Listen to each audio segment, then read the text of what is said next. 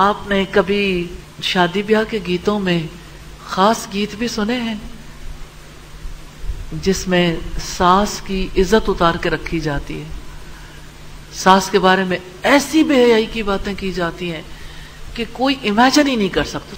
مثال کے طور پر کہتے ہیں کدو روپے دے ایک مائیا تیری ماں نو لے گئے سکھ مائیا. استغفر اللہ. یعنی کسی کی ماں کے بارے میں اگر آپ ایسی بات کہہ دیں تو مجھے یہ بتائیں کہ اس لڑکے کے دل پر اس کی کیا حالت ہوگی. سارے لوگ خاموش، سارے لوگ سمجھتے ہیں یہ حق ہے، اس موقع پہ جس کا جو جی چاہے کہہ لو.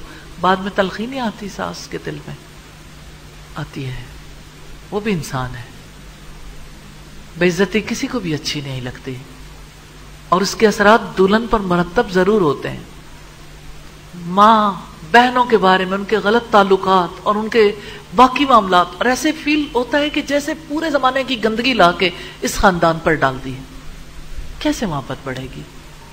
یہ کیا طریقے ہیں جو ہم نے اختیار کر رکھے ہیں؟ اور بھی رسمیں ہوتی ہیں، جیسے جب بارات گھر پہنچتی ہے دلہن کے تو ہیجڑے، اور گاؤں میں دیکھیں تو میراثی وغیرہ.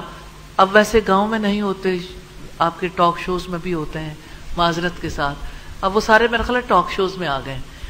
اور پھر اسی طرح سے مختلف طرح کے سوانگ بھرنے والے جو ہیں وہ ناچتے ہیں، گاتے ہیں. اور پھر اگر کسی میراثی کو تھوڑا سا بھی بات بری لگ جائے وہ ایسے کسی کے کردار کے چیتڑے اتارتا ہے، یعنی دھجیاں اڑا دیتا ہے کہ اسے خوش کیوں نہیں کیا گیا. تو میراثیوں کی چاندی ہو جاتی ہے کیونکہ انہیں بہت زیادہ اس موقع پر مال ان پہ نچھاور کیا جاتا ہے. اس موقع پر سالیاں بھی دودھ پلائی کی رسم کرتی ہیں اور اپنا لاگ لیتی ہیں، اور یہ لاگ ان کا حق سمجھا جاتا ہے. سالیاں بارات بھی روکتی ہیں اور پیلا رنگ ڈال کر دولہا کے گھر آنے سے پہلے دولہا کے گھر والوں کی شکلیں بنا بنا کے دکھاتی ہیں. یعنی یہ ہندوؤں کی رسم ہے. ہمارے یہاں ہمارے بڑے تعلیمی اداروں میں یہ رسمیں ہونے لگ گئیں. ابھی کچھ عرصہ پہلے آپ نے ہولی کا دیکھا ہوگا کہ آپ کی یونیورسٹیز میں کس بڑے پیمانے پہ ہولی منائی گئی، اور لوگ سمجھتے ہیں کہ اچھا یہ بھی کوئی فیسٹیول ہے، کہیں تو کوئی خوشی کا موقع ہونا چاہیے. بھائی کبھی مسلمان بھی ہونا چاہیے، مسلمان ہو کر بھی کوئی فنکشنز کرنے چاہیے، اپنی خوشیوں کو تلاش بھی کرنا چاہیے اپنے رب کے بتائے ہوئے طریقہ کار میں. تو دولہا کے ماں باپ کے سامنے دولہا کے گھر والوں کی شکلیں بنا بنا کے یہی لڑکیاں دکھاتی ہیں، دلہن کی بہنیں، کزنز وغیرہ، پیلا رنگ ڈال کے، اور خوب مذاق اڑاتی ہیں. پھر دولہا کی جوتی چھپائی جاتی ہے، اور جوتی چھپانے کو ہمارے یہاں لوگ بڑا نارمل سمجھتے ہیں، اور جوتی چھپانے کے لیے بہت عرصہ پہلے سے ریسرچ کی جاتی ہے.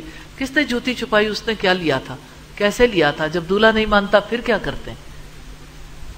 تو ساری ریسرچ اسی کے اوپر رہنی ہے. کوئی اچھی چیزوں پر بھی تحقیق کر لیں، پڑھ لیں، سمجھ لیں، انشاءاللہ فائدہ ہوگا. اچھا، دولہے کے کھانے میں کبھی سالیاں مٹی ڈال دیتی ہیں، دیہاتوں میں گوبر وغیرہ بھی ڈال دیتی ہیں.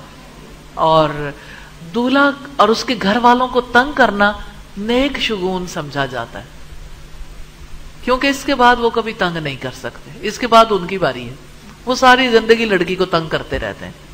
تو یعنی ضروری نہیں ہے کہ آپ ایسی رسومات میں خوشیاں حاصل کریں جن رسومات کی وجہ سے ہمارا عقیدہ خراب ہوتا ہے، جس کی وجہ سے ہمارے ایمان میں خلل آتا ہے، اور جس کی وجہ سے انسانی احترام میں خلل آتا ہے، جس کی وجہ سے عزت دار مہمانوں کو عزت دینے کی بجائے ان کی بے عزتی کی جاتی ہے، جن کی وجہ سے عزت دار لڑکیوں کو مانگنے والا بنا دیا جاتا ہے، جن رسومات کی وجہ سے لڑکیوں کی بے حرمتی ہوتی ہے، جس کی وجہ سے بے حیائی رواج پاتی ہے. تو بہت سارے دلائل ہیں نا. تو ایسی خوشیوں کو ضرور یہیں پہ تلاش کرنا ہے، یعنی خوشیوں کو کہیں اور بھی تلاش کیا جا سکتا ہے.